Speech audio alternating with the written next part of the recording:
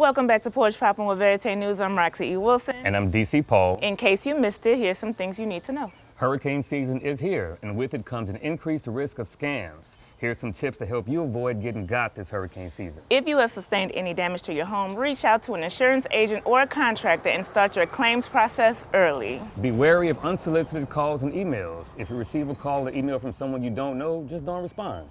Avoid agreeing to make payments by phone as well as sharing any personal information such as your policy numbers, coverage details, or other personal information with contractors and home improvement companies you haven't contracted with.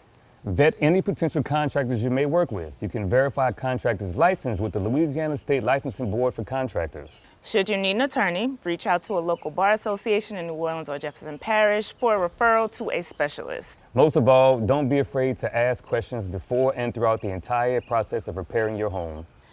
And we celebrate a century of Sidney Bechet, a New Orleans jazz giant who is considered one of the most influential musicians of the 20th century. He was a master of the soprano sax and clarinet and was also a gifted composer and arranger, and his work helped to shape the sound of jazz. Bechet was born in New Orleans in 1897. He began playing the soprano sax at a young age, quickly becoming one of the most sought-after musicians in the city. In 1919, he moved to Chicago, where he played with some of the biggest names in jazz, including King Oliver and Jelly Roll Morton. In 1923, Bechet moved to Paris, and he found great success in Europe, where he toured extensively and recorded many albums. Bechet returned to the United States in 1940. He continued to play and record, and he also taught music.